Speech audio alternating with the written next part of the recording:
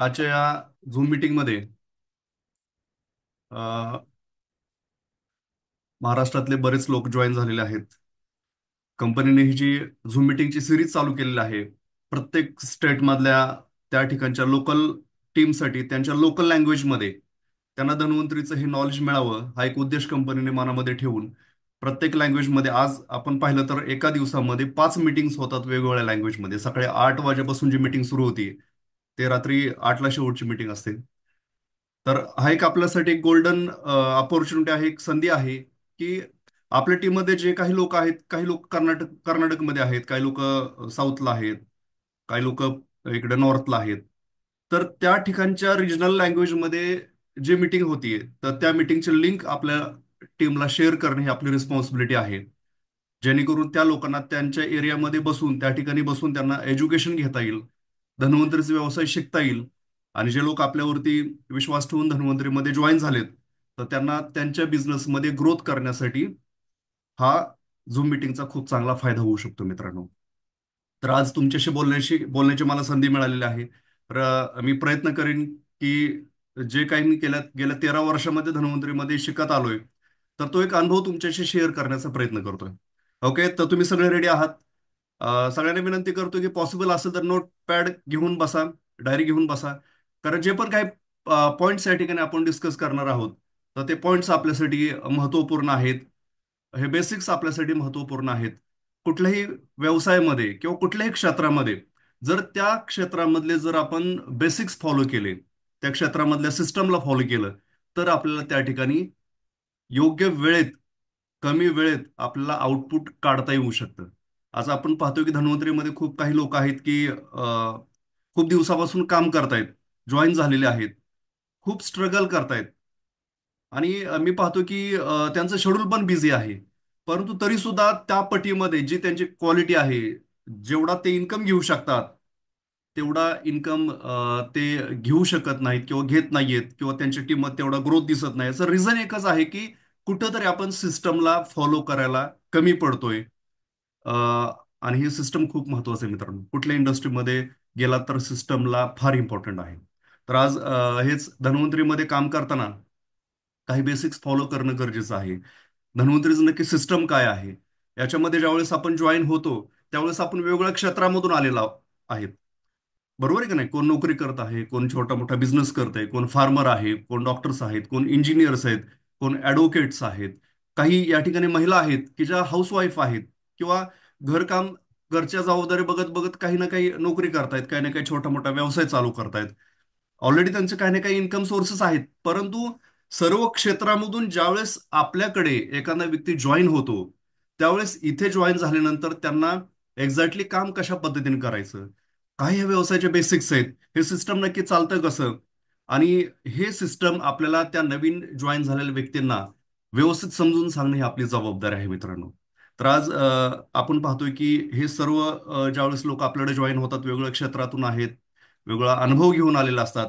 परंतु एक सगळ्यांचा जर विचार केला आपण प्रत्येक व्यक्तीचा, तर प्रत्येक व्यक्तीचा आपल्या आयुष्याकडून एक काहीतरी उद्देश असतो. प्रत्येक व्यक्तीला असं वाटतं की माझ्या आयुष्यामध्ये आपल्याला या या गोष्टी हव्यात. बरोबर आहे का नाही? तर प्रत्येकाचं एक स्वप्न असतं. प्रत्येकाला प्रत्येकाच्या लाईफमधून काही अपेक्षा असतात की माझ्या लाईफमध्ये मला हे हवं आहे. तर त्या कोणत्या कोणत्या गोष्टी आहेत आपण ते बघू. तर प्रत्येकाला वाटतं की माझं माझं हेल्थ, माझ्या कुटुंबाचं हेल्थ हे चांगलं राहिलं पाहिजे. बरोबर आहे का नाही? म्हणजे आपण निरोगी राहिलो पाहिजे, आपण लॉंग लाईफ जगलं पाहिजे प्रत्येकाला वाटतं.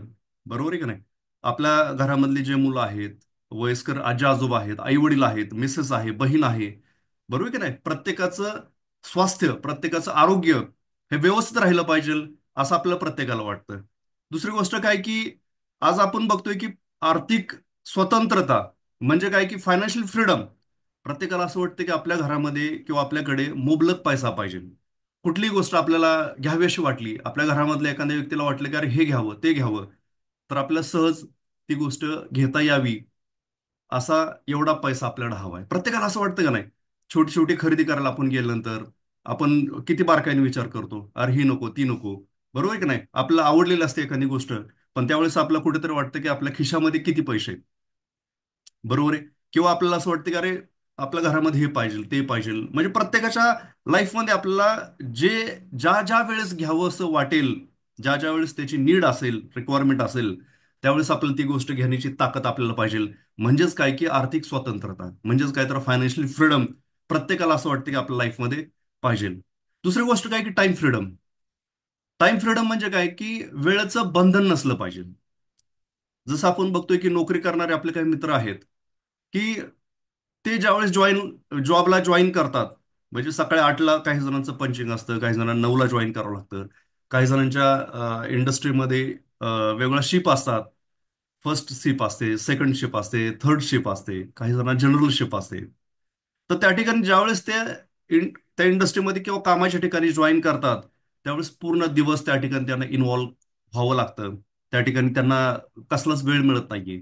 किंवा ज्यावेळेस संध्याकाळी घरी येण्याचा वेळ असतो, त्यावेळेस बऱ्याच ठिकाणी आपण बघतो की आपले मित्र सकाळी जातात तर 8 वाजता, पण कधी कधी घरी येताना त्यांना 10 वाजतात, 11 वाजतात, 12 वाजतात.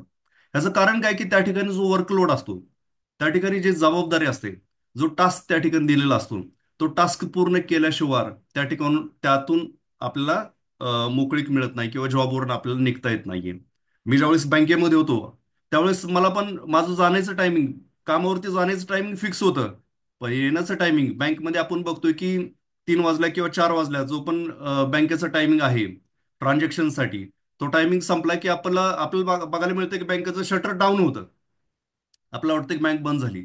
परंतु आतमध्ये सगळे अकाउंटेबिलिटी, सगळे व्यवहार सगळे व्यवस्थित हँडल करणं किंवा बॅक ऑफिसचं जे काम असतं, ते खूप वेळ चालतं. बऱ्याचदा 7 वाजतात, 8 वाजतात, 9 वाजतात, 10 वाजतात, म्हणजे जे कामाचं त्या ठिकाणी पेंडिंग काम आहे ते पूर्ण काम केल्याशिवाय आपल्याला बाहेर पडता येत नाही. तसंच प्रत्येक क्षेत्रामध्ये आपण बघतोय. अगदी बिझनेस करणाऱ्या लोकांच्या बाबतीत पण बघतोय. आता दिवाळी फेस्टिवलमध्ये आपण पाहतो की व्यावसायिक लोक, जसं कपड्याचे दुकानदार असतील किंवा शोरूम असेल, गाड्यांचे असेल किंवा वेगवेगळ्या क्षेत्रामध्ये, की त्या लोकांकडे एवढे कस्टमर्स असतात. कधी कधी शोरूम रात्री 10, 11, 12 वाजेपर्यंत चालतात. शोरूम बंद झालं तरी त्यांना दुसऱ्या दिवशी तयारी करण्यासाठी काही स्टॉक संपलेला आहे का, सगळ्या व्यवस्थित गोष्टी मेंटेन करण्यासाठी त्यांना खूप उशीर त्यांच्या कामाच्या ठिकाणी, त्यांच्या शोरूमच्या किंवा त्यांच्या व्यवसायाच्या ठिकाणी वेळ हा त्यांना द्यावा लागतो.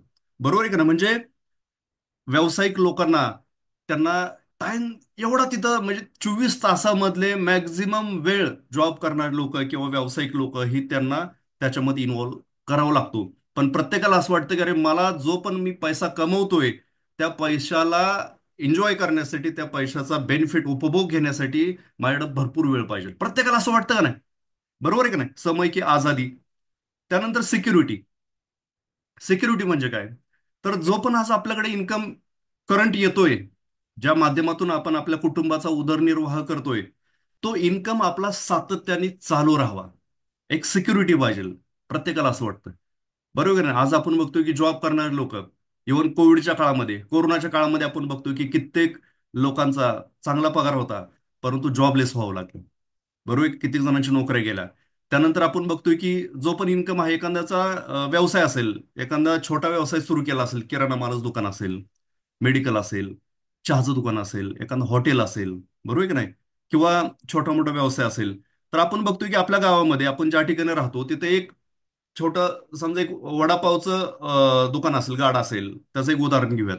एखाद्या ठिकाणी वडापावचा गाडा सुरू होतो, त्या ठिकाणी कस्टमर खूप येतात, परंतु काही दिवसांनी आपल्याला बघायला मिळतं की तिथं अजून एक गाडा लागतो, त्यानंतर अजून एक गाडा लागतो. म्हणजे त्या ठिकाणी ती चौपाटीच तयार होते.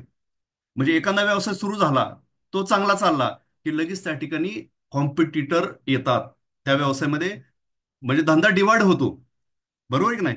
म्हणजे त्या ठिकाणी जो इन्कम एक व्यक्ती कमवत होता, तो इन्कम डिव्हाइड झाला मित्रांनो. आणि या कंडिशनमध्ये असं होतं की कोणाचंच जो पण काही खर्च आहे, जो पण काही मेंटेनन्स आहे, कोणाचंच भागत नाही. तसं जॉबमध्ये पण आपण पाहतो की एखादा काही इन्सिडेन्स घडला किंवा तुम्ही काही कारणास्तव जॉबवरती जाऊ शकला नाहीत, तर त्या ठिकाणी आपल्या जॉबला, त्या ठिकाणी आपल्याला त्या ठिकाणी मुकावं लागतं किंवा जॉब लेस आपण होतो. म्हणजे इन्कमची सिक्युरिटी प्रत्येकाला असं वाटतं की अरे माझा इन्कम असा पाहिजे की तो सिक्युअर पाहिजे. काही जर झालं तर माझ्या इन्कमला कन्सिस्टंटली तो आला पाहिजे. आपल्या अकाउंटला ठरलेल्या वेळेत आपल्याला पैसे आले पाहिजेत असं प्रत्येकाला वाटतं. फॅमिली लाईफ म्हणजे फॅमिली बरोबर वेळ देता यावा, पारिवारिक जीवन म्हणजे काय, की एक हेल्दी फॅमिली, त्याच्यासाठी सगळ्या गोष्टी इम्पॉर्टंट आहेत. असं प्रत्येकाला वाटतं की मला माझ्या कुटुंबाबरोबर एक लाईफ एन्जॉय करता यावी. प्रत्येकाला असं वाटतं. फिरता यावं, बरोबर, टूर्स अँड ट्रॅव्हलिंग करता यावं, पाहिजे तिकडे आपल्याला जाता यावं, डोमेस्टिक टूर करता यावं, फॉरेन टूर्स करता याव्या, बरोबर आहे की नाही. अगदी सुरुवातीच्या काळामध्ये लग्न होण्याच्या अगोदर प्रत्येकाचं ड्रीम असतं की अरे मला माझ्या बायकोला घेऊन फॉरेनला जायचंय, स्वित्झर्लंडला जायचंय. पण लग्नानंतर आपण बघतोय की महाबळेश्वरला जरी जायचं असेल किंवा तुम्ही ज्या ठिकाणी राहताय तिथून एखादं जे डेस्टिनेशन असेल, की त्या ठिकाणी वेगवेगळे टुरिस्ट येतात, एक पर्यटन क्षेत्र असेल, तर त्या ठिकाणी नियरेस्ट पर्यटन क्षेत्रामध्ये जाण्यासाठी सुद्धा वर्ष प्लॅनिंग करावं लागतं. ही रियालिटी आहे मित्रांनो. म्हणजे पण प्रत्येकाला असं वाटतं की अरे मला पाहिजे त्यावेळेस कुठं ट्रिपला जायचं वाटलं, किंवा घरामध्ये कोणाला वाटलं की अरे आपल्याला फिरायला जायचंय, खूप दिवस झाला आपण कुठं बाहेर गेलो नाही, तर आपल्याला फिरायला जाता यावं, हे प्रत्येकाची इच्छा असते. बरोबर आहे का? प्रत्येकाला असं वाटतं की मी मी जे पण काही करतोय त्याच्यामध्ये ओनरशिप हवी, म्हणजे एंटरप्रेनरशिप आपल्यामध्ये हवी. बरोबर आहे का नाही? की काही जॉबमध्ये आपण बघतोय की डॉमिनेशन असतं किंवा खूप इरिटेशन असतं, त्या ठिकाणी कामाचा प्रेशर असतो. बरोबर, माझा एक मित्र आहे की तो फायनान्शियल सेक्टरमध्ये आहे, त्याला पेमेंट चांगला आहे, परंतु इतका स्ट्रेसमध्ये असतो, प्रचंड स्ट्रेसमध्ये. मी माझं MBA झाल्यानंतर ज्यावेळेस एका महिंद्रा फायनान्स कंपनीमध्ये जॉईन झालो. मी आणि माझा मित्र दोघेही बरोबर जॉईन झालो होतो.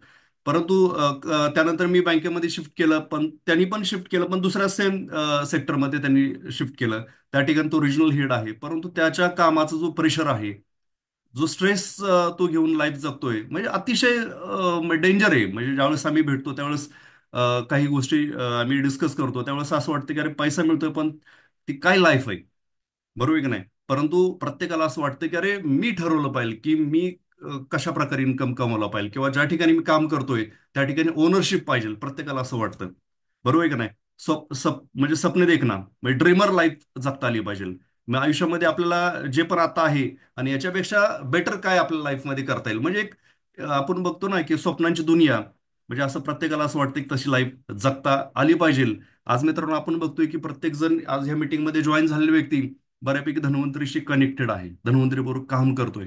आपण धन्वंतरीकडे ज्यावेळेस जॉईनिंग करण्याचा विचार केला, त्यावेळेस आपण धन्वंतरीमध्ये काय पाहिलं होतं.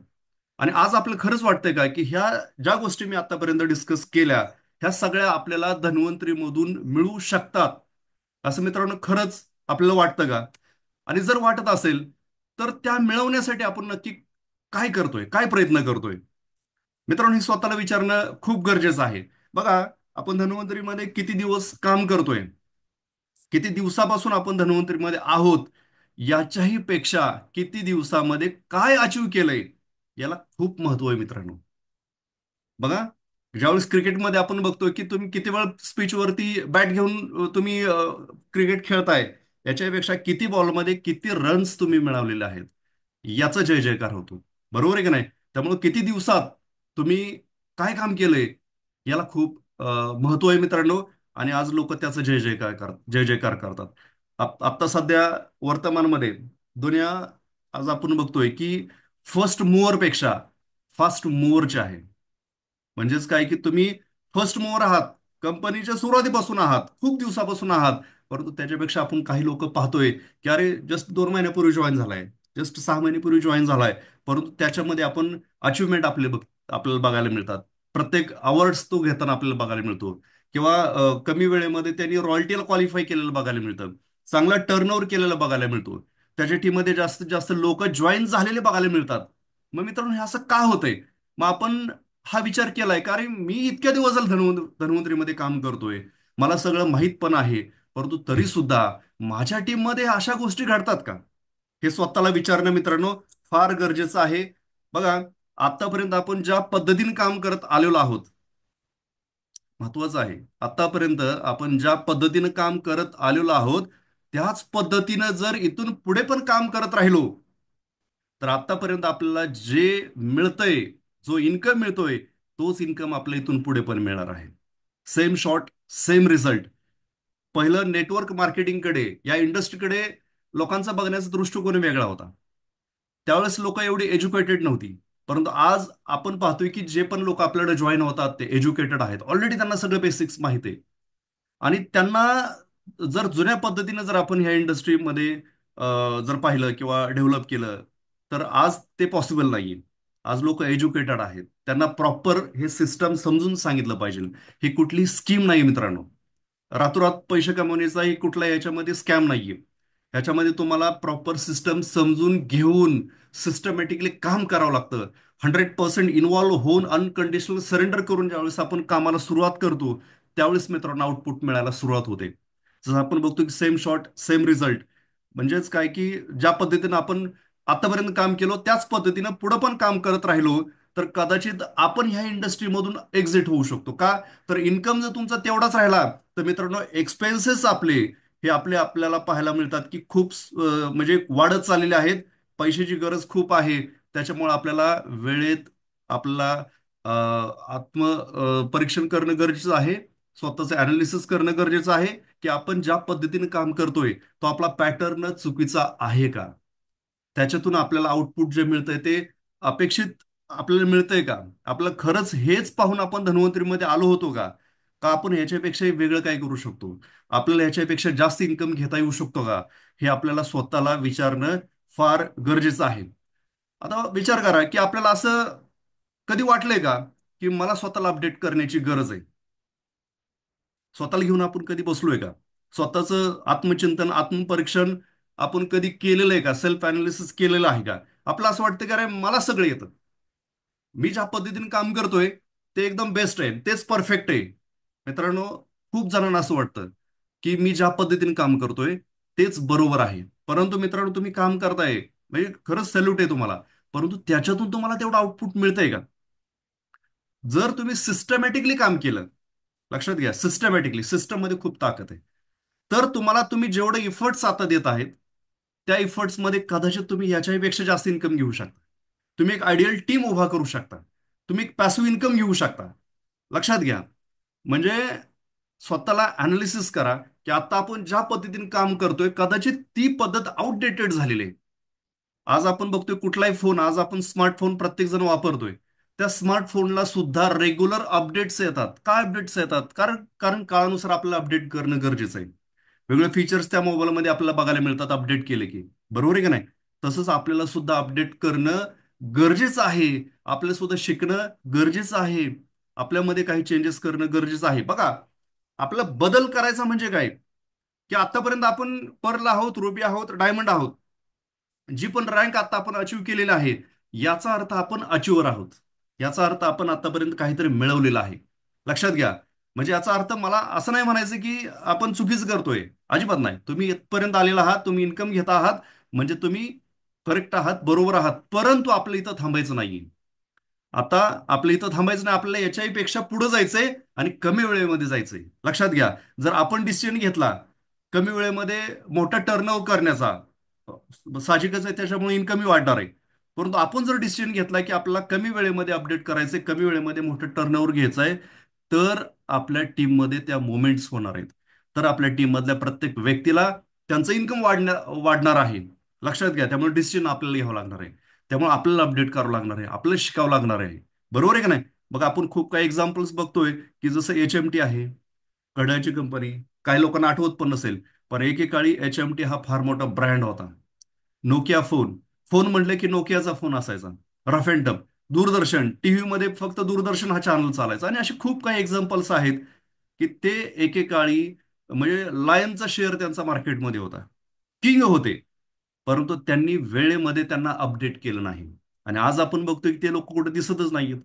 बरोबर आहे? त्या फॅक्टरीज किंवा त्या कंपनीज आज आउटडेट झाल्या. मागनं ओप्पो, विवो आले, सॅमसंग आलं, ऍपल. बरोबर आहे का? त्यांनी त्यांच्यामध्ये लोकांना जे हवं आहे, मार्केट काय डिमांड करतंय, त्यानुसार त्यांनी त्यांच्यामध्ये सगळ्या गोष्टी आणल्या आणि आज लोकांनी त्याचा जय जयकार केला. प्रत्येकाच्या हातामध्ये आज त्या लोकांचे मोबाईल्स आहेत किंवा ते वॉच आहेत. बरोबर आहे का नाही?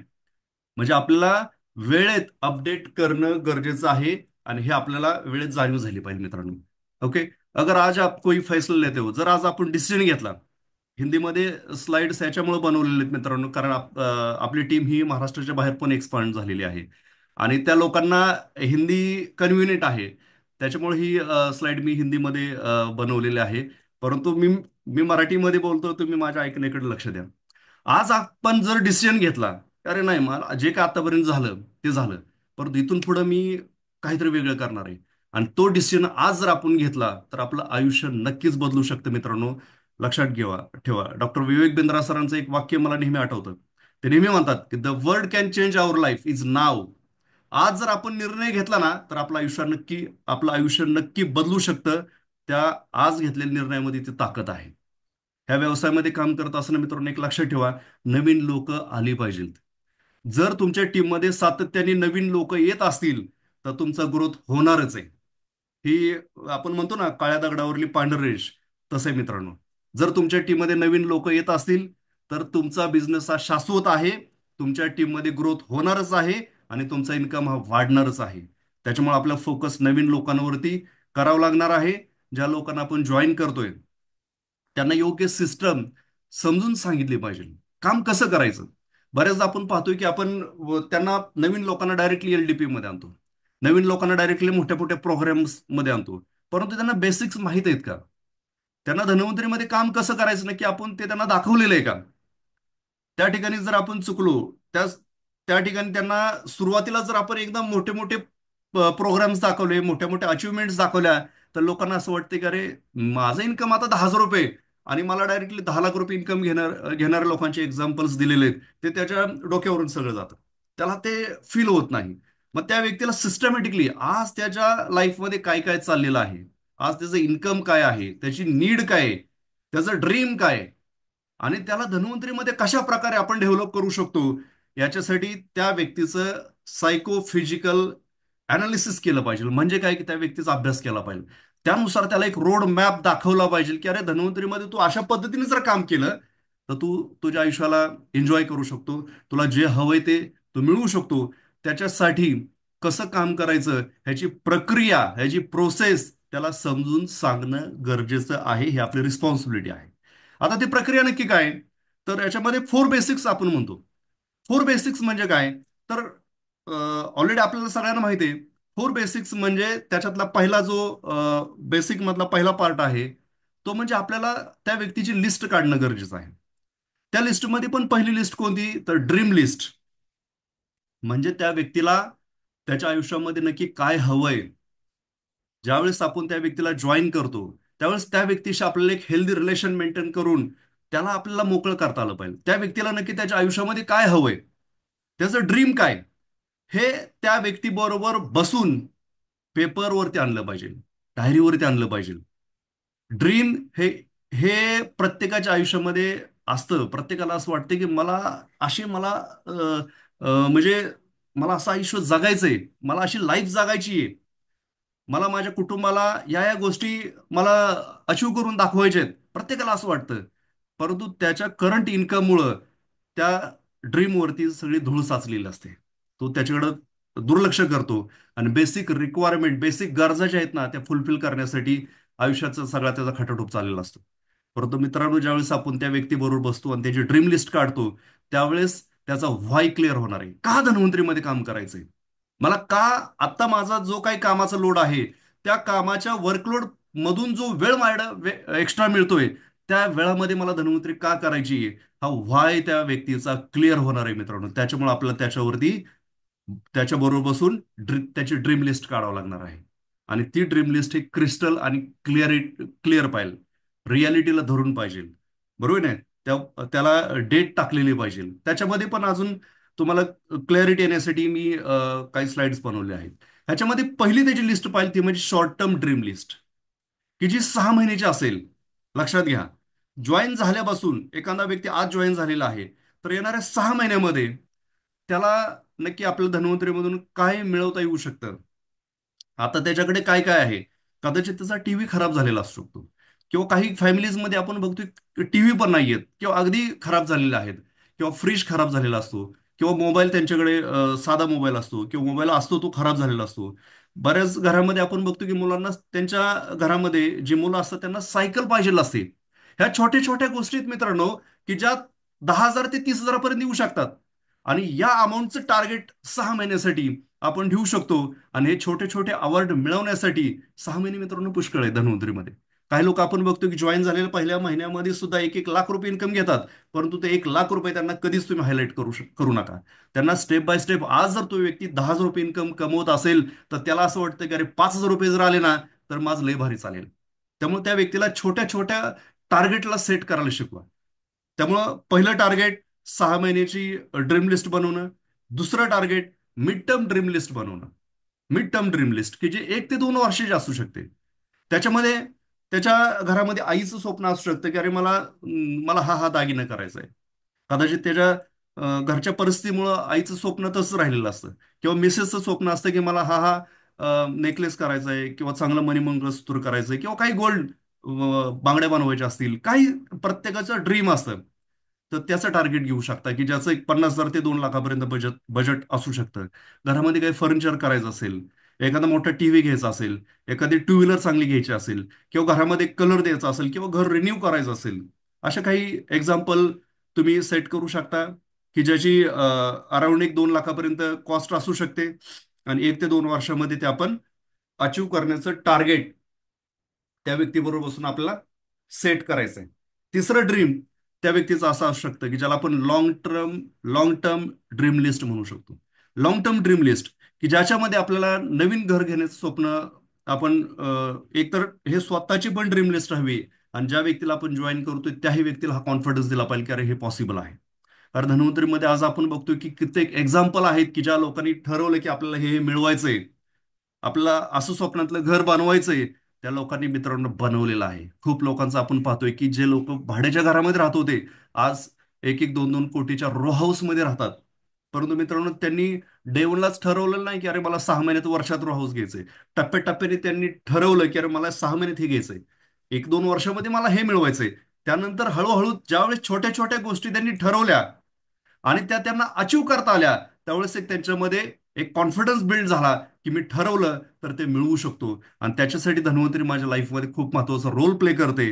हा कॉन्फिडन्स फक्त मित्रांनो त्यांना आपल्याला मिळवून द्यायचा आहे, ती आपली जबाबदारी आहे. म्हणजे लॉंग टर्म ड्रीम लिस्टमध्ये त्यांच्या मुलांचं एज्युकेशन पण असू शकतं.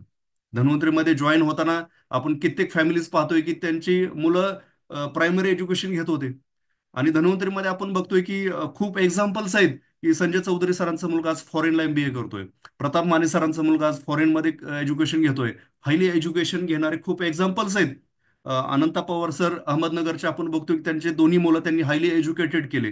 खूप एक्झाम्पल्स आहेत मित्रांनो. तसंच या ठिकाणी आपण त्या व्यक्तीशी बसून आपले एक्झिस्टिंग लोकांचे जे काही ड्रीम्स फुलफिल झालेले आहेत, आपल्या उडान मॅगझिनमध्ये आहेत, ती स्टोरी त्यांना शेअर करून त्यांना कॉन्फिडन्स देऊ शकतो. आणि त्यांचं ड्रीम आपण बिल्ड करू शकतो की ज्याची प्राइस अराउंड 3 लाख ते पुढे डिपेंड, त्या कोणतं ड्रीम आहे त्यानुसार त्याची कॉस्ट आपण ठरवू शकतो. बेसिक मध्ये पहिली लिस्ट आहे ती ड्रीम लिस्टची, आणि सेकंड लिस्ट आहे ती मित्रांनो पीपल लिस्ट. हे पीपल लिस्ट हे या व्यवसायाचा एक मेन रॉ मटेरियल आहे, मेन सोर्स आहे या बिझनेसचा.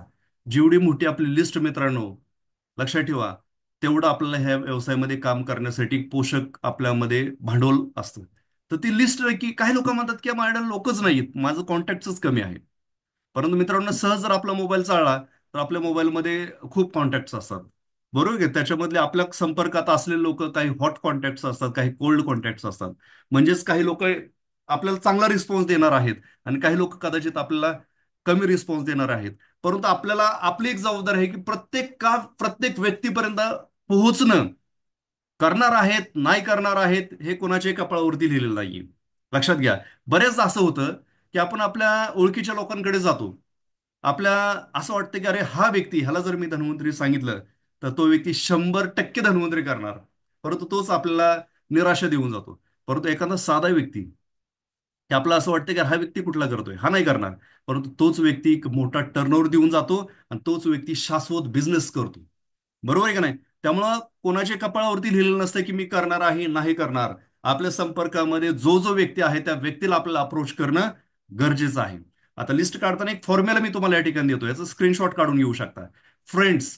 फ्रेंड्स म्हणजे काय? एफ फॉर फ्रेंड्स, आपले जे मित्र आहेत त्यांची आपण लिस्टमध्ये त्यांचे नाव ऍड करू शकतो. रिलेटिव्ह, आर म्हणजे रिलेटिव्ह, आपले नातेवाईक. इन्स्टिट्यूशन्स म्हणजे आपल्या अगदी स्कूल लेवल पासून, प्री प्रायमरी पासून, ते आपलं आपलं जे पण काही एज्युकेशन पूर्ण झालं, पोस्ट ग्रॅज्युएट असेल तिथपर्यंत जे आपले मित्र असतील, आपले सगळे शिक्षक असतील, त्या ठिकाणचा स्टाफ असेल, त्यावेळेस जे जे लोक संपर्कात आले, हे सगळे लोक इन्स्टिट्यूशन रिलेटेड आपल्या कॉन्टॅक्टमध्ये आहेत, त्या लोकांना आपलं अप्रोच करता आलं पाहिजे. ई म्हणजे इंजिनियर्स, एन म्हणजे नेबर्स, आपले शेजारी पाजारी, डी म्हणजे डॉक्टर्स, आणि सगळ्यात महत्वाचं येस म्हणजे स्ट्रेंजर्स. या बिझनेसचं मेन जे भांडवल आहे मित्रांनो, हे स्ट्रेंजर्स, अनोळखी लोक. ओळखीचे लोक आपलं कदाचित रिस्पॉन्स देतील, परंतु प्रोडक्ट्स यूज करतील, परंतु बिझनेसमध्ये कदाचित, म्हणजे आजपर्यंतचा अनुभव आहे माझा वैयक्तिक, की ओळखीचे लोक आपला कदाचित कमी रिस्पॉन्स देतील, परंतु जे अनोळखी लोक आहेत, की ज्यांना आपण काय आहोत, आपण कुठल्या क्षेत्रामध्ये काम करतोय, हे लोकांना कदाचित माहित नसतं. पण त्या लोकांना ज्या पद्धतीने आपण ट्रीटमेंट देऊ, ज्या पद्धतीने त्यांना सर्व्हिस देऊ, त्या पद्धतीनं त्यांच्या माइंडमध्ये आपली इमेज क्रिएट होते. लक्षात ठेवा, या लोकांशी जसं आपण व्यवहार करू, ज्या पद्धतीने त्यांना बिझनेसमध्ये मदत करू, ते लोक आपल्याला लाईफ टाईमसाठी सपोर्ट करणार आहेत आणि आपली लाईफलाईन बनणार आहेत. तर हे स्ट्रेंजरवरती आपल्याला फोकस करा. हे स्ट्रेंजर कुठे? याच लोकांच्या माध्यमातून कदाचित आपले स्ट्रेंजर्स मिळणार आहेत. मित्राचा मित्र, रिलेटिव्हचा मित्र, बरोबर आहे, इन्स्टिट्यूशन त्यांच्या कॉन्टॅक्टमधून त्यांचे कॉन्टॅक्ट, म्हणजे कदाचित ह्या लोकांच्या माध्यमातून आपलं अनोळखी लोक, ज्या लोकांना आपण कधी ओळखत नव्हतो, ते लोक आपल्या व्यवसायामध्ये चांगली मदत करणार आहेत. किंवा बरेचदा असं होतं की आपण प्रवासामध्ये असतो, एखाद्या हॉटेलमध्ये चहा प्यायला थांबलोय आणि त्या ठिकाणी एखाद्या व्यक्तीची ओळख होते. प्रवासामध्ये एखाद्या बसमध्ये आपण ट्रॅव्हलिंग करतोय, त्या ठिकाणी एखाद्या व्यक्तीची ओळख होते. हॉस्पिटलमध्ये कदाचित मुलांना घेऊन गेलोय, त्या ठिकाणी एखाद्या व्यक्तीची ओळख होते. कोण कधी भेटेल ते आपल्याला सांगता येत नाही, परंतु आपल्याला त्या व्यक्तीला अप्रोच करता आलं पाहिजे. त्या व्यक्ती भेटल्यानंतर लगेच त्याला सगळं सांगायचं नाहीये, परंतु ऍटलिस्ट त्याचे डिटेल्स घ्या.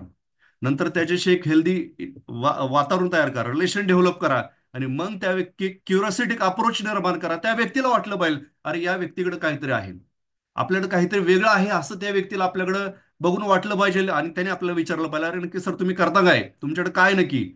बरोबर आहे की नाही? क्युरिओसिटी अप्रोच म्हणजे त्या व्यक्तीनं आपल्याला आपल्याकडे बघून विचारलं पाहिजे, अरे ह्या व्यक्तीसारखी लाईफ आपल्याला जगता आली पाहिजे. हे आपल्याला मित्रांनो प्रॅक्टिसनं जमतं. नोन पीपल, की जे आपल्या मोबाईलमध्ये ऑलरेडी लिस्ट आहे, की जी आपल्याला डायरीमध्ये राईट डाऊन करून घ्यायची आहे.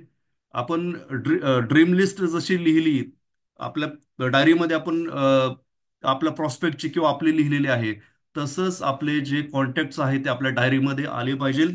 त्यानंतर अननोन पीपल, जे स्ट्रेंजर्स आहेत, सगळ्यात इम्पॉर्टंट आहेत, ते सुद्धा आपल्याला प्रवासात भेटलेलं असेल, कुठे भेटलेलं असेल, ते सुद्धा आपल्या डायरीमध्ये आले पाहिजे, जेणेकरून आपल्याला त्यांना अप्रोच करता आलं पाहिजे, त्यांचा फॉलोअप घेता आलं पाहिजे.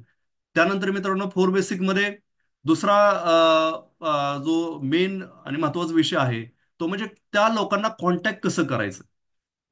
आपण त्यांना आपल्या डायरीमध्ये प्रत्येकाचं कॉन्टॅक्ट तर लिहिलेलं आहेत, पण त्यांना कॉन्टॅक्ट कसं करायचं, त्यांना इन्व्हाइट कसं करायचं, कुठे इन्व्हाइट करायचं. तर आपले समजा आपल्या टीम मध्ये एखादा व्यक्ती जॉईन केलेला आहे, त्या व्यक्तीची आपण कॉन्टॅक्ट लिस्ट काढलेली आहे, बरोबर आहे. आता त्या व्यक्तीला अप्रोच कसं करायचं. आता जो नवीन व्यक्ती आपण जॉईन केलाय, त्याला तर धन्वंतरी त्याला समजून सांगता नाही येणार, त्याच्या कॉन्टॅक्टला, त्याच्या ओळखीच्या लोकांना. मग तिथं आपली जबाबदारी आहे की त्या व्यक्तीच्या कॉन्टॅक्टमध्ये आपण जाऊन त्यांना धन्वंतरी समजून सांगणं, ही आपली जबाबदारी आहे. मग त्या व्यक्तींना आपल्याला भेटण्यासाठी आपण समजा एक विजय नावाच्या व्यक्तीला जॉईन केले, आणि विजय नावाच्या व्यक्तीनं त्याच्या संपर्कातल्या सर्व लोकांची यादी काढली, आणि आपण त्या विजयच्या टीमला, विजयच्या संपर्कातल्या लोकांना प्लॅन सांगायला जाणार आहोत. मग आपल्याला भेटण्यासाठी विजय त्या लोकांना कसं बोलवणार, त्यांना फोनवरती कसं समजून सांगणार की असे असे सर भेटायला येणार आहेत, आणि ते आपल्याला एक वेगळी अपॉर्च्युनिटी, वेगवेगळी संधी, एक व्यवसायाची संधी त्यांच्याकडे आहे, ते आपल्याला समजून सांगणार आहेत. आणि विजय कशा प्रकारे त्याच्या ओळखीच्या लोकांना हे समजून सांगणार. मग भले तुम्ही एका एका व्यक्तीला भेटायला जाणार असेल, एक कमी वेळेमध्ये, एक शॉर्टकटमध्ये त्या व्यक्तीला असं वाटलं पाहिजे, अरे काहीतरी वेगळं आहे.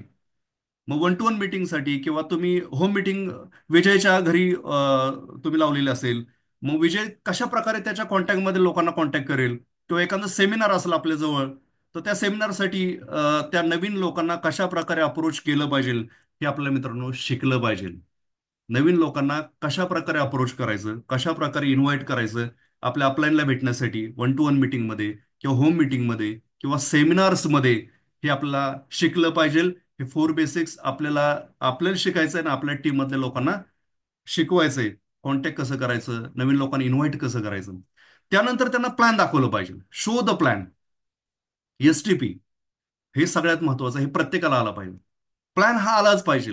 खूप लोक मी पाहतोय, पर्ल आहेत, रुबी आहेत, अगदी डायमंड्स पण आहेत, सिनियर लीडर्स आहेत. ते ज्यावेळेस नवीन व्यक्तीला भेटतात, त्यावेळेस ते नक्की काय डिस्कस करतात, लक्षात घ्या, खूप महत्वाचं आहे. आपण खरंच त्याला प्लॅन सांगतो का? आपण प्रोफाईल सांगतो का? आपण प्रोडक्ट सांगतो का? आपण प्लॅन सांगतो का? आपण टेस्टिमोनियल्स दाखवतो का? आपण उडान मॅगझिन शो करतो का? लक्षात घ्या. हे जर सिस्टम फॉलो केलं, तरच मित्रांनो खरंच आउटपुट मिळणार आहे, लक्षात ठेवा. आपण आता ज्या पद्धतीने काम करतोय, अनालिसिस करा की मी खरंच हे करतोय का. प्रत्येकाने केलं पाहिजे. आज कुठलाही लीडर असला इंडस्ट्रीमध्ये, म्हणजे एक कमी इन्कम घेणारा असू द्या किंवा एकदम टॉपचा लीडर की जो भरपूर इन्कम घेतोय, मजबूत पेआउट घेतोय, तो व्यक्ती सुद्धा फोर बेसिकच फॉलो करतो. लक्षात ठेवा. आणि आपल्याला पण जर आपला चांगला इन्कम घ्यायचा असेल, तर आपला फोर बेसिक फॉलो करावा लागणार आहे. पैसा ऑटोमॅटिकली बाय डिफॉल्ट इन्कम आपला वाढणार आहे. तुम्ही इमॅजिन पण करणार नाही तेवढा इन्कम तुमचा वाढणार आहे. कमी वेळेमध्ये वाढणार आहे. फक्त आपल्याला फोकस हा आपल्या सिस्टमवरती, आपल्याला अपडेट करण्यावरती मित्रांनो द्यायचा आहे. Show the plan in short presentation, कमी वेळेमध्ये त्या व्यक्तीला according to prospect need, concern आणि इंटरेस्ट, त्या व्यक्तीची गरज काय, करंट प्रॉब्लेम्स काय, काय त्याला नक्की त्याला त्याच्या आयुष्यामध्ये हवंय, त्या पद्धतीने त्याला प्लॅन दाखवला पाहिजे. कन्सर्न म्हणजे तो काम करतोय, इन्कम घेतोय, परंतु त्याला वेगळं काहीतरी करण्याची इच्छा पाहिजे. म्हणजे काहीतरी कारण पाहिजे. तो काहीतरी एक संधी शोधतोय काहीतरी वेगळं करण्याची. मग त्यावेळेस तुम्हाला ही अपॉर्च्युनिटी त्याला दाखवता आली पाहिजे. इंटरेस्ट, त्या व्यक्तीला कशामध्ये इंटरेस्ट आहे, हे आपल्याला अनालिसिस करावं लागणार आहे. आणि त्या पद्धतीने त्या व्यक्तीला प्लॅन दाखवता आला पाहिजे. लक्षात घ्या. एखादा पेशंट आहे आणि तो आपलं प्रोडक्ट, त्याला फक्त प्रोडक्टमध्ये इंटरेस्ट इंटरेस्ट आहे. ऑलरेडी तो त्याचा हेल्थ इश्यूज खूप आहेत आणि आपण त्याला प्लॅन दाखवतोय. लक्षात ठेवा. म्हणजे पुढच्या व्यक्तीचं अनालिसिस करा, त्याची गरज काय, त्याचं कारण काय, किंवा त्याला कशामध्ये इंटरेस्ट आहे, हे आपल्याला सगळ्या गोष्टींचा अभ्यास करून, त्याचा अनालिसिस करूनच आपल्याला त्याला प्लॅन दाखवता आला पाहिजे. आणि सगळ्यात महत्वाचं फॉलोअप. फॉलोअप म्हणजे काय? की ज्यावेळेस आपण एखाद्या व्यक्तीला मीटिंगसाठी इन्व्हाइट करतो, त्याला प्लॅन दाखवतो, आणि त्यानंतर तो व्यक्ती यस म्हणतो, नो म्हणतो. येस म्हटला तर आपण जॉईनिंग करून घेतो, आणि नो म्हटला की आपण त्या व्यक्तीला भेटायचं बंद करतो. आणि तिथं मित्रांनो आपण चुकतो. लक्षात ठेवा. ज्यावेळेस एखाद्या व्यक्तीला आपण प्लॅन दाखवतो, धन्वंतरी सांगतो काय आहे नक्की, तर त्यावेळेस कदाचित आपण त्याला समजून सांगण्यासाठी कुठेतरी कमी पडलेला असतो, किंवा त्या व्यक्तीला त्यावेळेस धन्वंतरी समजलेली नसते. कदाचित त्याला वेळ नसतो, कदाचित त्याला इंटरेस्ट नसतो, कदाचित तो वेगळ्या प्रॉब्लेम मध्ये असतो. त्यामुळे तो कदाचित आपल्या या, म्हणजे जे आयुष्य बदलवणारी संधी आपण त्याच्याकडे घेऊन आलो होतो, ती त्याला समजलेली नाहीये. त्यावेळेस त्याने रिजेक्शन केलेलं आहे. परंतु याचा अर्थ असा तो म्हणलेला नाही की पूर्ण आयुष्यामध्ये तुम्हाला मी जॉईन नाही करणार. त्यावेळेस त्याला समजलेलं नाहीये. मग आपली जबाबदारी काय की त्याच्या टचमध्ये राहणं, त्याला अपडेट्स देणं, त्याच्या मागं नाही लागायचं. परंतु त्याला एक सॉफ्टली, त्याला तुम्ही जे पण काय करताय, तुमची जी ग्रोथ होतीये, ती तुम्ही त्याला दाखवली पाहिजे. बरोबर आहे की नाही? तुम्ही जॉईन केल्यानंतर किंवा तुमच्या प्रॉस्पेक्टनं जॉईन केल्यानंतर, त्यांनी त्याच्या कॉन्टॅक्ट लिस्टमध्ये कोणाला तरी प्लॅन दिलेला असतो, तो व्यक्ती त्याला जॉईन झालेला नसतो. परंतु आपण काय केलं पाहिजे, किंवा आपल्या प्रॉस्पेक्टनं काय केलं पाहिजे, विजयनं काय केलं पाहिजे. विजयनं हे केलं पाहिजे की ज्यावेळेस तो जॉईन झाला, त्यावेळेस हळूहळू त्याच्या टीममध्ये लोक जॉईन होत गेले, त्याचा इन्कम वाढत गेला. आणि ज्यावेळेस त्यांनी एखादी त्याच्या शॉर्ट टर्म ड्रीम लिस्टमध्ये ठरवलेली गोष्ट तो अचीव्ह करतो, त्यावेळेस जे लोक त्याला नाही म्हटले होते, त्यांना त्यांनी पेढे वाटले पाहिजे. त्यांना त्यांनी चहा पाजला पाहिजे. अरे सर, तो प्लॅन किंवा ती व्यवसायाची संधी मी जॉईन केलं, आणि मी त्याच्यामध्ये टिकून राहिलो, मी शिकत गेलो, आणि त्याच्या माध्यमातून मी हा घरामध्ये टीव्ही घेतलेला आहे, मी माझ्या मुलाला सायकल घेतलेला आहे, मी घरामध्ये फ्रीज घेतलेला आहे, मी स्कूटर घेतलेले, मी टू व्हीलर घेतलेले. जी पण तुमची अचिव्हमेंट आहे तुम्ही शेअर करा. कदाचित तो व्यक्ती भविष्यात तुम्हाला जॉईन होऊ शकतो.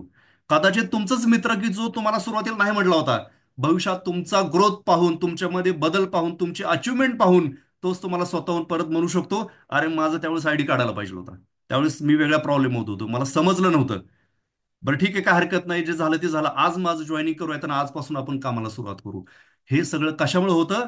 फॉलोअपमुळे होतं. लक्षात ठेवा. म्हणजे हे नवीन लोक जॉईन न झालेल्याच्या बाबतीत फॉलोअप. परंतु दुसरी एक आपल्याकडून मिस्टेक काय होते, की ज्या लोकांना आपण जॉईन करतो, मग एखादा व्यक्ती आपल्याकडे जॉईन झाला की आपलं असं वाटतं की अरे आपलं सगळं काम संपलं. परंतु मित्रांनो, आपला खरा फॉलोअप तिथून पुढे सुरू होतो. जॉईन झालेल्या व्यक्तीला ही फोर बेसिक कन्सेप्ट त्याला समजून सांगणं, हे सिस्टम त्याला समजून सांगणं, त्याला ज्या कमिटमेंट करून आपण जॉईन केलेलं आहे त्या कमिटमेंटला आपण त्या ठिकाणी स्टिकअप राहिलं पाहिजे. त्याला आपल्याला न्याय देता आला पाहिजे, त्याला हे सिस्टम समजून सांगता आलं पाहिजे. जोपर्यंत तो इंडिपेंडेंटली डेव्हलप होत नाही तोपर्यंत त्याला आपल्याला सपोर्ट करता आला पाहिजे. मित्रांनो, फॉलोअप मध्ये खूप ताकद आहे. तुम्ही फोर बेसिक मध्ये तुम्ही पहिला आता ज्या काही गोष्टी केल्या त्या फक्त 5% काम करतात, परंतु फॉलोअप हा 95% काम करतो. आपलं एक फॉलोअप किट डेव्हलप करायचंय. ज्या व्यक्तीला आपण प्लॅन दाखवतो, व्यवसाय समजून सांगतो, त्याला परत कॉन्टॅक्ट करण्यासाठी आपल्याला त्याला काहीतरी फॉलोअप किट देता आलं पाहिजे. एखादा पेन ड्राईव्ह तुम्ही काही पेन ड्राईव्ह कमी कॉस्टमध्ये मिळतात, त्याच्यामध्ये वेगळे टेस्टिमोनियल्स भरा, आपल्या सगळ्या पीडीएफ त्याच्यामध्ये भरा, तो पेन ड्राईव्ह त्या व्यक्तीकडे द्या. त्यांना सांगा की सर तुम्हाला वेळ मिळाला की तुम्ही हा पेन ड्राईव्ह पहा, त्याच्यामध्ये काय रिझल्ट्स आहेत, आणि तो पेन ड्राईव्ह कलेक्ट करण्यासाठी मी 2 दिवसांनी येईल. किंवा तुम्ही उडान मॅगझिन द्या, तुम्ही आरोग्याची गुरु केली द्या, एखादा व्यक्ती ऍग्रिकल्चर बॅकग्राऊंडमध्ये असेल त्याला कृषी मंथन द्या, आणि परत त्यांना सांगा की 2 दिवसानंतर मी ते किट घेण्यासाठी जे तुम्ही त्यांना फॉलोअप किट दिलेलं आहे, मी 2 दिवसानंतर तुम्हाला कॉन्टॅक्ट करेन, कारण ते मला परत कुणाला तरी द्यायचंय. तर तुम्ही त्या पद्धतीनं तुम्हाला एक संधी मिळेल त्या व्यक्तीला परत भेटण्याची, असं एक फॉलोअप किट तयार करा. ओके. त्यानंतर मित्रांनो, तुमच्या टीममध्ये ऍक्टिव्हिटीज होणं फार गरजेचं आहे. ऍक्टिव्हिटीज हा या व्यवसायामधला एक श्वास आहे. ज्या व्यक्तीच्या टीममध्ये ऍक्टिव्हिटीज रेग्युलर होतात त्या व्यक्तीचा आपण व्यवसाय पाहतोय की कन्सिस्टंटली वाढत जातोय. बरोबर आहे का नाही? जसं होम मिटिंग्स आपण ऑर्गनाईज केल्या पाहिजे, आपण नवीन जॉईन केलेल्या व्यक्तीच्या होम मिटिंग्स ऑर्गनाईज केल्या पाहिजे. आपल्या टीममध्ये जे पण काही ऍक्टिव्हली काम करणारे मेंबर्स आहेत त्यांच्या रेग्युलर ग्रुप मिटिंग झाले पाहिजे. काही अचिव्हमेंट लोकांनी झाल्या तर ग्रुप मिटिंगमध्ये त्यांचं आपल्याला फेलिसिटेशन करता आलं पाहिजे, सेलिब्रेशन करता आलं पाहिजे. त्यासाठी वारंवार ग्रुप मिटिंग्स फार गरजेचे आहेत. वीकली मिटिंग, तुम्ही ज्या एरियामध्ये तुमची टीम आहे तिथं ऍटलिस्ट आठवड्यातून एकदा तरी सगळी टीम एकत्र येणं गरजेचं आहे. म्हणजे फेस टू फेस कम्युनिकेशन होणं गरजेचं आहे. वेगवेगळे seminars up line, senior leaders, achievers त्यांच्या माध्यमातून आपल्याला आपल्या एरियामध्ये सेमिनार्स ऑर्गनाईज करता आलं पाहिजे. त्याचबरोबर एलडीपी ज्या ठिकाणी कंपनी किंवा आपले लीडरशिप डेव्हलपमेंट प्रोग्राम ऑर्गनाईज करतात त्या ठिकाणी आपण आणि आपल्या टीमला घेऊन बसणं, अटेंड करणं गरजेचं आहे. त्यानंतर मित्रांनो, आपल्याकडे टूल्स पाहिजे. टूल्स म्हणजे काय, की जसं कुठल्याही क्षेत्रामध्ये काम करत असताना त्या कामाशी संलग्न कामासाठी लागणाऱ्या सगळ्या वस्तू, टूल्स, ते आपल्याला गरजेचं. जसं आपण पाहतोय की ज्यावेळेस आपले सोल्जर त्या ठिकाणी त्यांची ड्युटी निभावत असतात, त्या ठिकाणी समजा सीमेवरती, बॉर्डरवरती एखादा सोल्जर आहे, निवांत बसलाय, आणि त्याची ती बंदूक एका साईडला आहे, त्या बंदुकीचं मॅगझिन एका साईडला आहे, त्या मॅगझिन मधल्या बुलेट्स एका साईडला आहेत, आणि तो निवांत बसलाय. आणि या इन्सिडेंट्स मध्ये जर एखादा एनिमी पुढे जर आला, या इन्सिडेंट्स मध्ये जर दुश्मन जर समोर अचानक जर आला, तर मित्रांनो काय होईल मला सांगा?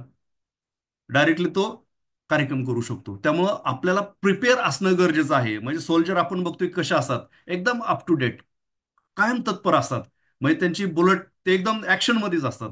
म्हणजे अचानक जर त्यांना पुढे त्यांचा दुश्मन एनिमी दिसला तर त्या ठिकाणी डायरेक्टली त्याला त्याचा कार्यक्रम करतात. बरोबर आहे की? तसंच आपल्यालाही या व्यवसायामध्ये तत्पर, ऑलवेज प्रिपेअर असणं गरजेचं आहे. ज्यावेळेस आपण फील्डवरती जातो, फील्डवरती म्हणजे मित्रांनो, आपण दिवसभरात ज्यावेळेस आपण उठतो त्यावेळेस कदाचित आपल्याला मार्केटमध्ये जावं लागतं, दूध आणायला जावं लागतं, किंवा एखाद्या कुठल्या प्रोग्रामला जावं लागतं की जो फॅमिली प्रोग्राम असेल, पर्सनल प्रोग्राम असेल, किंवा आपण फील्डवरती कामासाठी जातो. कधी कोण आपल्याला कुठे कसा माणूस भेटेल, प्रॉस्पेक्ट कधी भेटेल सांगता येत नाहीये. त्यामुळे तुम्ही प्रत्येक वेळेस प्रिपेअर पाहिजे. प्रत्येक वेळेस आपल्या बॅगमध्ये ऑल प्रोडक्टचे कॅटलॉग पाहिजे, हेल्थचे पाहिजे, ऍग्रिकल्चरचे पाहिजे, न्यूट्रा हबचे पाहिजे, उडान मॅगझिन आपल्याकडे 100% पाहिजे. या उडान मॅगझिनची ताकद मित्रांनो खूप जबरदस्त आहे. कारण की आपल्याकडे जॉईन होणारा व्यक्ती किंवा ज्या व्यक्तीला आपण जॉईन करण्यासाठी व्यवसाय समजून सांगण्यासाठी जाणार आहोत, तर तो व्यक्ती ज्या क्षेत्रामधला आहे, आपल्या उडान मॅगझिनमध्ये ऑलरेडी त्या क्षेत्रातील लोक अचिव्हर झालेले त्यांची सक्सेस स्टोरीज त्या ठिकाणी आहेत. तर ते उडान मॅगझिन आपल्याकडे पाहिजे, की जेणेकरून तुम्ही त्या व्यक्तीला रिलेट करण्यासाठी ती स्टोरी दाखवू शकता. त्यानंतर आपल्याकडे ब्लँक पेजेस किंवा नोटपॅड पाहिजे, त्या व्यक्तीला आपला रिटर्नमध्ये प्लॅन दाखवता आलं पाहिजे. त्यानंतर आपल्याकडे टेस्टिमोनियल्स पाहिजे, तुमचं स्वतःच युट्यूब चॅनल पाहिजे, त्याच्यावरती तुम्ही स्वतः घेतलेले रिझल्ट्स अपलोड केले पाहिजे, किंवा आपल्या कंपनीचा कनेक्ट धन्वंतरी हा एक यूट्यूब चॅनल आहे. इन्स्टाला आपण आहोत. व्हॉट्सॲपला आपला ग्रुप आहे. बरोबर आहे की नाही? त्याच्यामध्ये वेगवेगळे टेस्टिमोनियल्स, प्रत्येक प्रोडक्टचे व्हिडिओज, आपले जे पण काही महागुरूज ट्रेनर्स आहेत, तर त्यांनी प्रत्येक प्रोडक्टवरती जे पण काही मीटिंग्स घेतल्या होत्या ते त्या ठिकाणी अपलोड आहेत, सेव्ह केलेले आहेत. त्या तुम्ही त्याचा बेनिफिट घ्या. म्हणजे हे टूल्स एका वेपन सारखं काम करतात, की जे तुम्हाला लढाई जिंकण्यासाठी ऑलवेज मदत करणार आहेत. मित्रांनो, आपला ड्रेस कोड खूप इम्पॉर्टंट आहे. ज्यावेळेस आपण फील्डवरती जातो त्यावेळेस आपला ड्रेस कोड फार इम्पॉर्टंट आहे. म्हणजे महिला आपल्याबरोबर काम करतात, तर त्यांचा पण एक ड्रेस कोड एक लाईक बिझनेस वुमन सारखा हवा आहे. किंवा आपण ज्यावेळेस फील्डवरती जातो त्यावेळेस आपला पण ड्रेस कोड एक बिझनेस मन सारखा पाहिजे मित्रांनो. Dress code matters a lot. खूप महत्वाचा ड्रेस कोड आहे. त्यानंतर सेल्फ अनालिसिस आपलं करणं गरजेचं आहे, की जे दररोज झालं पाहिजे. What went well, WWW WWW WCBI. आता पहिला WWW म्हणजे काय, की सकाळी आपण काय ठरवलं, कोणाला कोणाला भेटायचंय. डेली आपण जी आपली लिस्ट काढली होती, की मला या या लोकांना धन्वंतरी सांगायची आहे. मग आपले कॉन्टॅक्ट मोबाईलमधले 500 आहेत, 1000 आहेत, बरोबर आहे का नाही? मग सगळ्यांनाच आपण काय डेली सांगणार आहोत का? मग आज आपण ठरवलं की अरे मी माझा जॉब, जो मी जॉब करतोय किंवा जे माझं काम आहे ते काम संपल्यानंतर माझे एक 2-3 तास राहतात. किंवा काही जण फुल टाइम धन्वंतरी करतायत. मग या फुल टाइम कामामध्ये फुल टाइम जो माझ्याकडे वेळ आहे, तर त्या वेळेमध्ये मी किती लोकांना भेटू शकतो? कमी वेळेमध्ये आपल्याला जास्त लोकांना भेटायचं असेल, होम मिटिंग ऑर्गनाईज करा, सेमिनार ऑर्गनाईज करा. तर तुम्ही ज्या पद्धतीने लोकांना अप्रोच करताय, जे तुम्ही आज ठरवलं होतं की आज मला हे करायचंय, तर त्याचं संध्याकाळी अनालिसिस होणं गरजेचं आहे. की आज दिवसभरामध्ये मी हे ठरवलं होतं, मी एवढ्या लोकांना भेटायचं ठरवलं होतं, मग त्याच्यामधले हे लोकांनी मला पॉझिटिव्ह रिस्पॉन्स दिला, या लोकांनी मला निगेटिव्ह रिस्पॉन्स दिला, ह्याचं अनालिसिस होणं गरजेचं आहे. पहिलं WW म्हणजे व्हॉट वेंट वेल. आज माझ्या टीममध्ये एवढा एवढा सेल झाला, आज माझ्या टीममध्ये एवढे एवढे लोक जॉईन झाले. तर ते कशामुळे जॉईन झाले, कशामुळे चांगला सेल झाला, कशामुळे चांगलं घडलं. मग त्याच्यामध्ये मी रिस्पॉन्सिबल आहे, किंवा ज्या व्यक्तीनं माझ्या टीममधल्या ज्या प्रॉस्पेक्टनं मीटिंग ऑर्गनाईज केली होती, समजा विजय नावाचा व्यक्ती माझ्या टीममध्ये जॉईन आहे, त्या व्यक्तीनं ऍक्टिव्हिटी ऑर्गनाईज केली होती, त्यांनी व्यवस्थित सगळं मॅनेजमेंट केलं होतं, त्यांनी व्यवस्थित अँकरिंग केलं, त्या व्यक्तीनं व्यवस्थित फॉलोअप घेतला, किंवा माझ्याकडून काय बेस्ट करण्यात आलं, त्यामुळं आजचा दिवस चांगला गेला, त्यामुळे आज जास्त जॉईनिंग झाली, त्यामुळे आज जास्त टर्नओव्हर झाला. त्याचं अनालिसिस होणं गरजेचं आहे. किंवा बऱ्याचदा असं होतं की आपण एखाद्या व्यक्तीला भेटायला गेलो आणि त्या ठिकाणी काम झालं नाही, तो व्यक्ती जॉईन झाला नाही, त्या ठिकाणी ठराविक जो आपल्याला एक्सपेक्टेड सेल होता तो झाला नाही. व्हॉट वेंट रॉंग, काय चुकीचं घडलं, याचं सुद्धा अनालिसिस डेली होणं गरजेचं आहे. हे दोन अनालिसिस जर आपण केली, तर आपल्याला व्हॉट कुड बी इम्प्रूव्ह, आपल्यामध्ये बदल करणं काय गरजेचं आहे हे आपल्याला त्यावेळेस कळतं. ज्यावेळेस आपण हे अनालिसिस करत नाही, त्यावेळेस आपल्याला वाटतं की अरे मी जे पण करतोय ते बेस्टच आहे. याच्यामध्ये बरेच लोक दुखावले जातात. ह्याच्यामध्ये आपल्याकडून कदाचित काही गोष्टी चुकलेल्या असतात, परत आपण दुसऱ्याला ब्लेम करतो. परत आपण हे अनालिसिस केलं पाहिजे, अरे कदाचित तो 10 वेळा चुकलेला असेल, पण एक वेळा तर तरी का होईना पण आपण चुकलेलो असेल. मग त्या 10 वेळा चुकलेल्या व्यक्तीला आपण त्या ठिकाणी दुसऱ्याच्या चुका दाखवल्या तर तो व्यक्ती आपल्यापासून तुटतो. पण कदाचित आपल्याकडून घडणारी एक चूक जर आपण करेक्ट केली तर कदाचित तो व्यक्ती आपलासा होऊ शकतो. कदाचित तो व्यक्ती आपल्याबरोबर परत कामाला जोमाने सुरुवात करू शकतो. त्याच्यामुळे हे अनालिसिस डेली होणं गरजेचं आहे. Most important factor. काय चांगलं घडलं, काय वाईट घडलं, तर आपल्यामध्ये इम्प्रूव्हमेंट करण्याचा आपला स्कोप मिळतो. आपला सिस्टमवरती लक्ष देणं गरजेचं आहे. सिस्टम खूप इम्पॉर्टंट आहे. आपण नेटवर्क मार्केटिंगमध्ये आहोत, त्याच्यामुळे नेटवर्क वाढवणं, टीम वाढवणं हेच आपलं काम आहे. आणि ती टीम आपल्यासाठी काम करणार आहे मित्रांनो. आपलं काम प्रोडक्ट विकणं नसून आपल्याला प्रोडक्टला वापरायचंय. आणि आपल्या टीममध्ये युजर्स वाढवायचे आहेत. आपल्याला पहिल्यांदा हे प्रोडक्ट वापरायचंय, त्याचा रिझल्ट घ्यायचा आहे, आणि मग रेकमेंड करायचंय, मग शेअर करायचंय. आणि टीममध्ये सुद्धा मित्रांनो आपलं हेच डुप्लिकेट करायचं. सगळ्यांनी जर प्रोडक्ट विकायचं ठरवलं तर प्रोडक्ट यूज कोण करणार आहे? आपण जे प्रोडक्ट यूज करतोय तेच आपण कॉन्फिडेंटली पुढे सांगू शकतो. त्यामुळे 100% प्रोडक्ट यूज केले पाहिजे. जे पण काही प्रोडक्ट आपल्या कंपनीमध्ये आहेत, सकाळी उठल्यापासून रात्री झोपेपर्यंत या सर्व प्रोडक्टला आपण वापरलं पाहिजे. आपण वापरलं तर आपलं घर धन्वंतरीमय होतं. तुम्ही घरामध्ये हॉलमध्ये प्रोडक्टचा डिस्प्ले करा. त्या ठिकाणी जे पण आपले काही गेस्ट येतात ते हॉलमध्ये त्या प्रोडक्टला पाहून आपले विचारू शकतात की हे नक्की काय आहे. किचनमध्ये धन्वंतरीचे प्रोडक्ट्स दिसले पाहिजे, टॉयलेटमध्ये प्रोडक्ट्स दिसले पाहिजे, बाथरूममध्ये प्रोडक्ट्स दिसले पाहिजे, तुमच्या बेडरूममध्ये प्रोडक्ट्स दिसले पाहिजे. आज कंपनीची प्रोडक्टची बास्केट आहे ती खूप ह्यूज आहे मित्रांनो. प्रत्येक व्यक्तीला लागणारे सर्व प्रोडक्ट आज धन्वंतरीमध्ये आहेत. एखादा व्यक्ती शेती करत असेल, शेतामध्ये सगळे प्रोडक्ट यूज केले पाहिजे. कॅटल क्षेत्रामध्ये सगळे आपले प्रोडक्ट्स आहेत. त्यामुळे आपलं घर हे धन्वंतरीमय झालं पाहिजे. 100% प्रोडक्टला यूज केलं पाहिजे. इथं इन्कमचा एकच फॉर्म्युला आहे, तो म्हणजे आपलं स्ट्रक्चर आणि आपला टर्नओव्हर. लक्षात घ्या, आपलं स्ट्रक्चर काय आहे त्याचा अभ्यास करा. जोपर्यंत तुम्हाला तुमचं स्ट्रक्चर समजत नाही, तोपर्यंत तुम्ही ज्या पद्धतीने काम करताय कदाचित ते दिशाहीन होऊ शकतं. टर्नओव्हर वाढवण्यासाठी काय काय करता येईल, आपल्या टीममध्ये कोण कोण सक्रिय आहे, त्या लोकांना आयडेंटिफाय करा. त्यांच्याबरोबर बसा, त्यांच्याशी हेल्दी रिलेशन मेंटेन करा. आणि त्या लोकांचा इन्कम वाढवण्यासाठी तुम्ही प्लॅनिंग करा. आपल्या टीममध्ये लीडर संस्कार आणि त्यांचं माइंडसेट याच्यावरती आपलं काम करायचंय. आपलं हे शोधायचं की आपल्या टीममध्ये कोण आहेत की जे एकदम लो एमचा व्यक्ती, कोण व्यक्ती असा आहे की जो हाय एमचा आहे, कोण असा आहे की जो लेस सक्रिय आहे, आणि कोण असा आहे की जो प्रोएक्टिव्ह आहे म्हणजे अधिक महत्वाकांक्षी आहे. हे आपल्याला अनालिसिस करणं गरजेचं आहे. लक्षात घ्या, आपण चुकीच्या लोकांबरोबर जर जास्त दिवस काम केलं तर त्या व्यक्तीचा वेळ व्हायला नाही जात, आपला वेळ व्हायला जातो. त्याच्यामुळे आपल्या वेळेत लोकांचं अनालिसिस करणं गरजेचं आहे की कोण कामाचं आहे, कोण खरंच आपल्याबरोबर मनापासून आहे.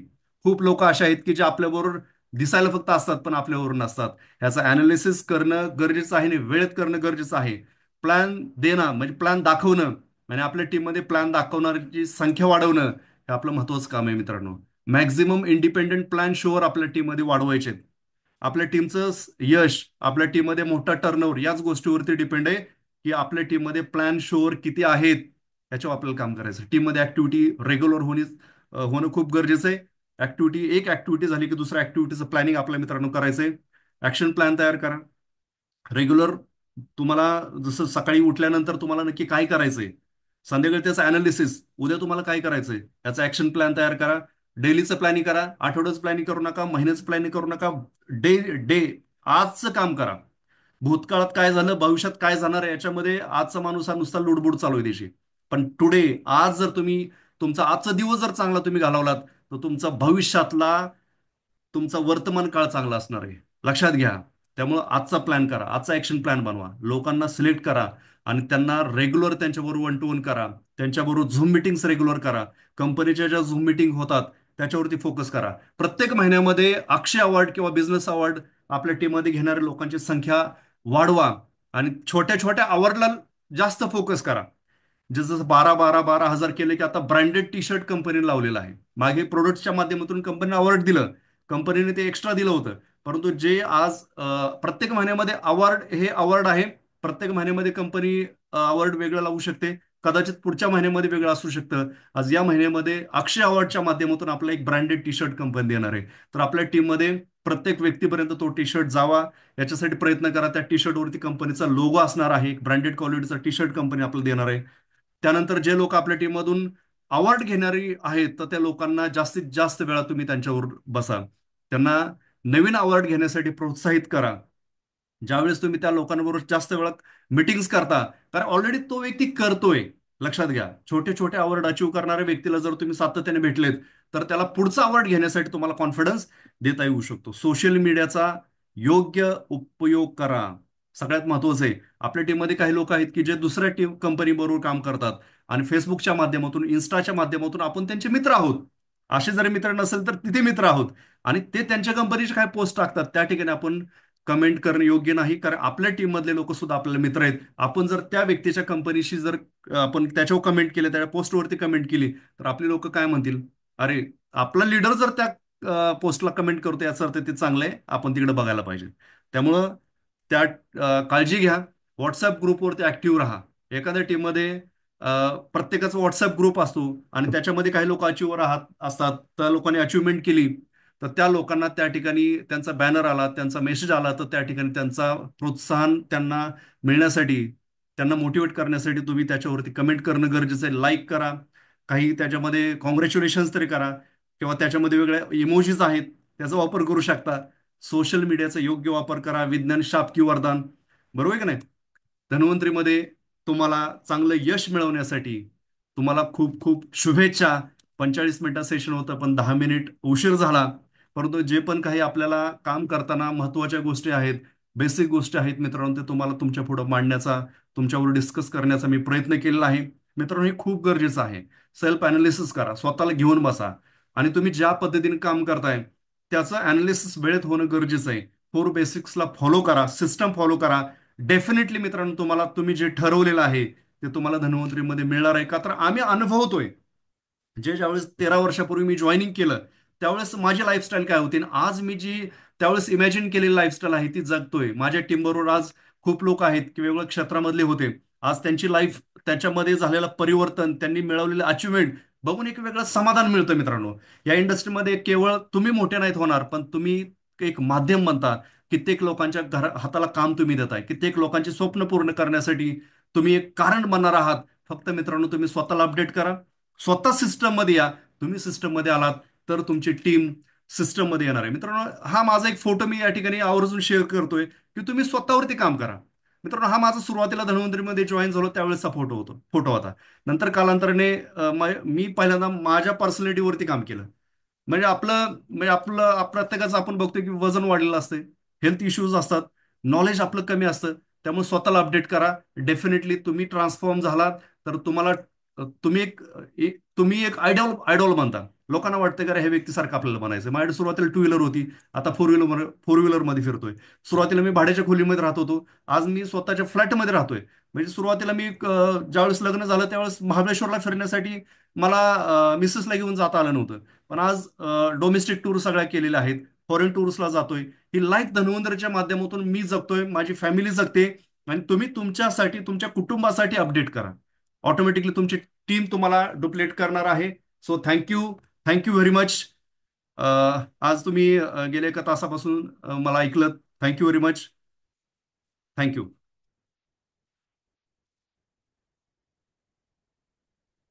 Okay. Chavan sir, Gupta sir, meeting झालेली आहे.